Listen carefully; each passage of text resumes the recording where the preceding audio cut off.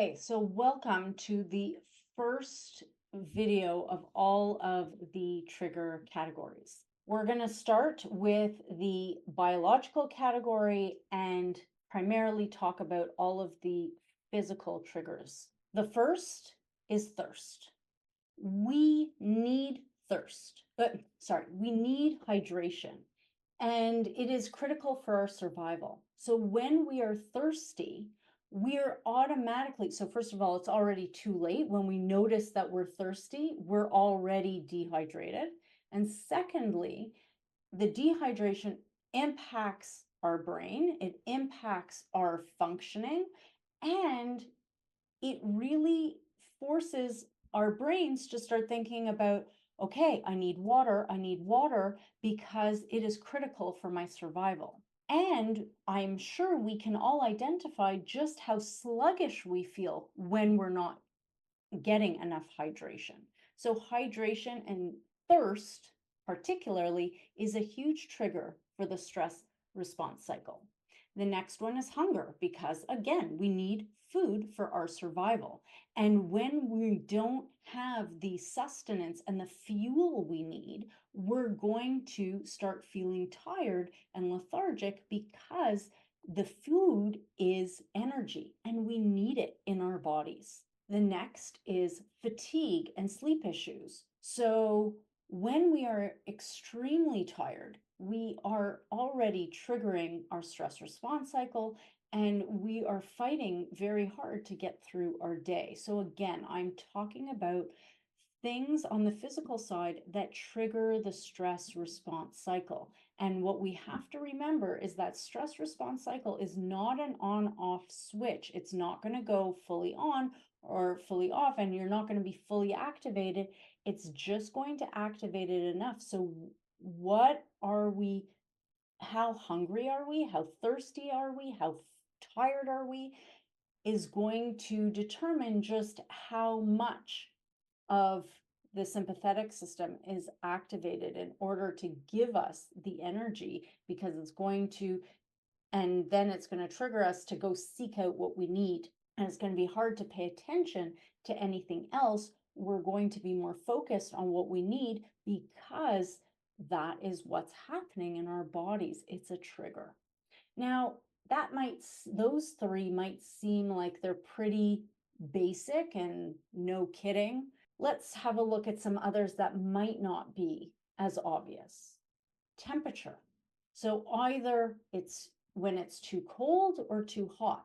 So our bodies react. When it's too hot, we start sweating, and that sweat, so first of all, the production of sweat and doing all of that is going to cause us to burn more energy. On the flip side, if we're too cold and we start shivering, the shivering causes us to burn energy, and we've also triggered our stress response cycle because a whole bunch of internal mechanisms have to come online in order to help us regulate. So we need to understand that temperature is a trigger. Let's talk about the sensory. So our sensations, our five senses, and I'm going to actually add a few others that I heard from an occupational therapist.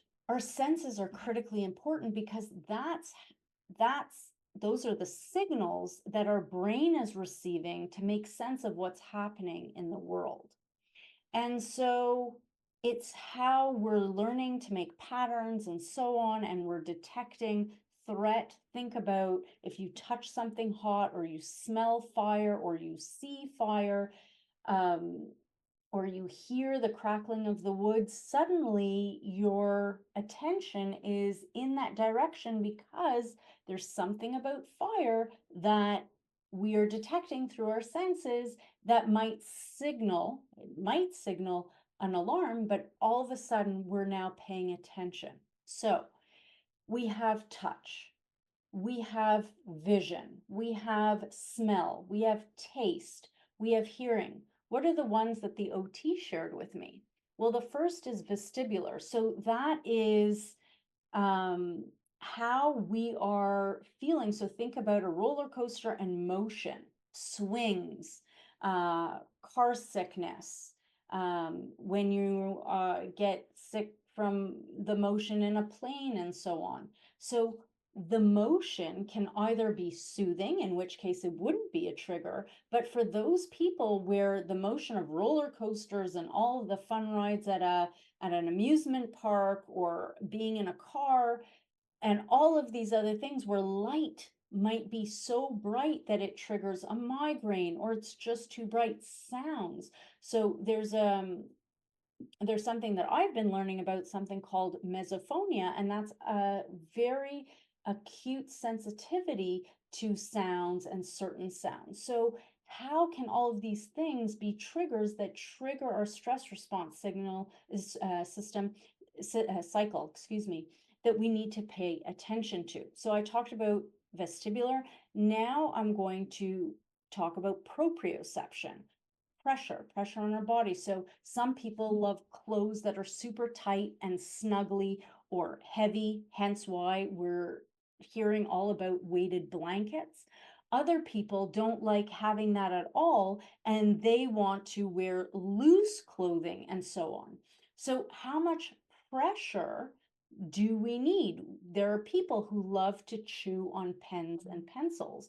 So what are you actually doing? You're soothing yourself through the pressure in your jaw. So when we are feeling what we don't like, that is a trigger for our stress response cycle. One of my favorites, hormonal changes. So at puberty, whether you are born with the male sex hormone, sex organs or the female sex organs, the minute you hit puberty, a surge of hormones is going to start going through your body, and that will cause some dysregulation until you get used to that surge of hormones.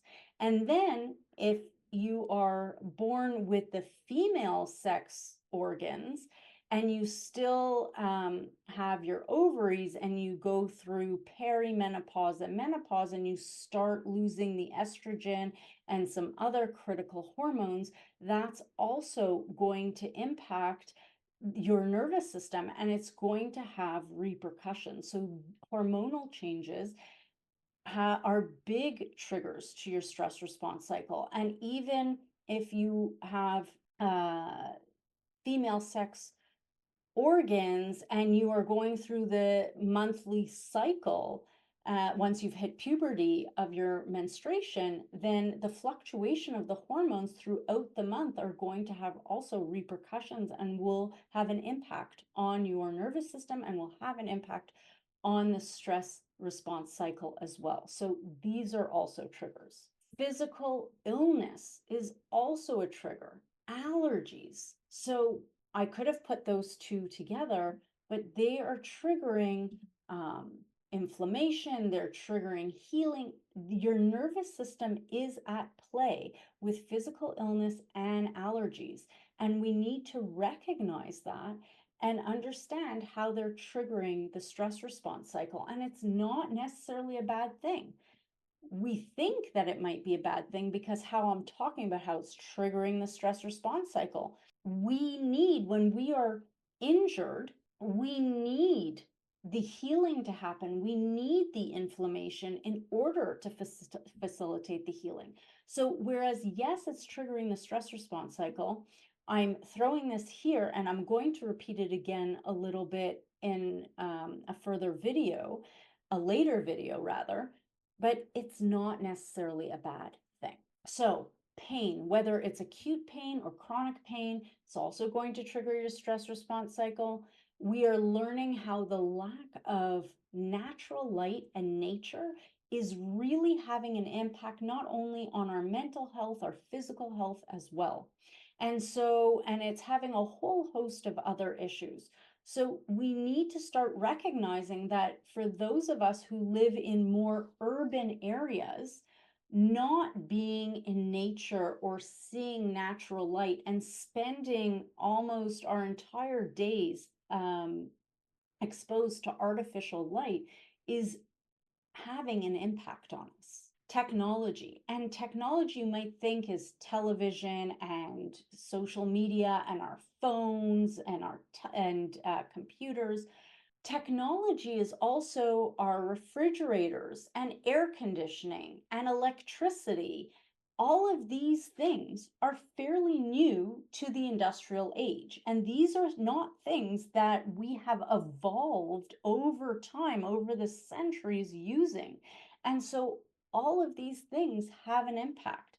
I'll give you an example. So when I lose power, and I guess I've been fortunate enough to lose power where I am several times in the last few years, the first thing that happens when the power goes out is I feel this whole body sensation of my body relaxing because I don't, everything goes still in my house.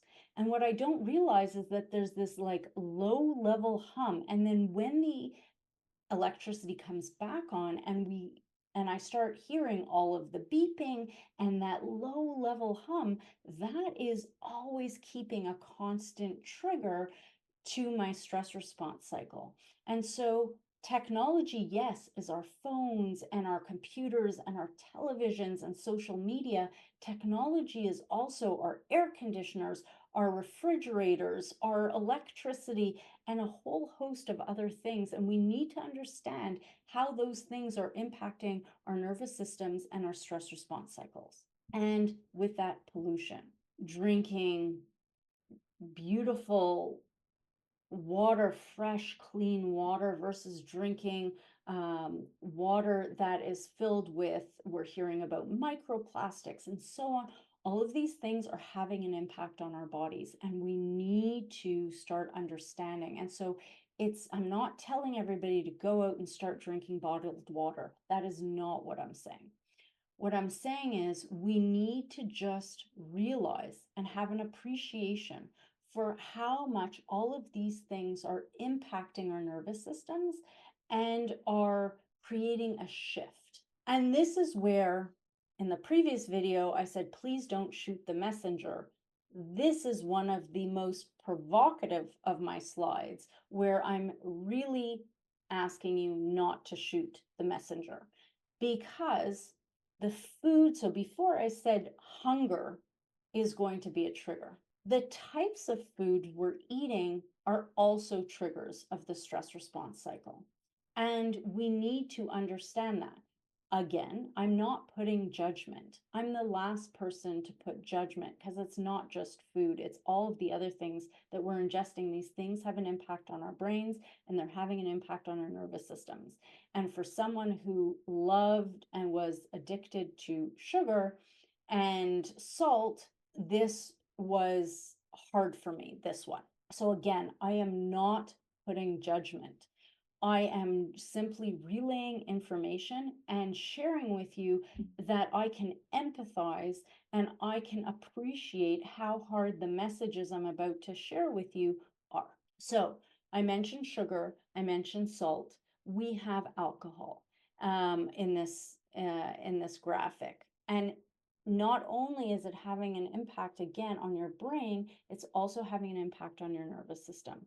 And we're really talking about excesses here. We're not talking about like the once in a while. We're talking about a lot of it almost all the time. And we don't realize how much all of this is in our day to day. The alcohol, the sugar, the salt, the fat. And then what's not here are the drugs. We have weed, we have cocaine and heroin, and I'm not going to start naming all of them, but we have tons of drugs. And those drugs are also impacting our nervous systems and they're impacting our brains. And there's also nicotine and caffeine, all of these things.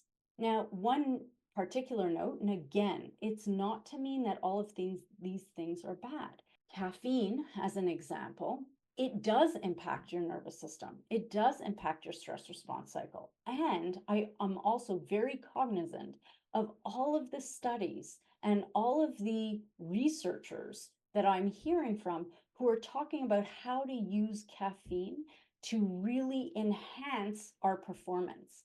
So again, these things trigger our nervous system.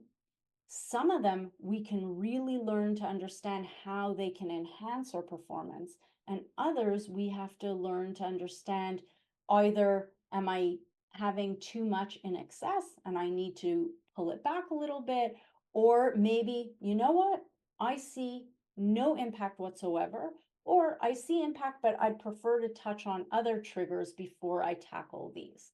All of that is okay. It is simply what is happening to my nervous system? How is this impacting my nervous system? And is it working for me or not? Those are the questions.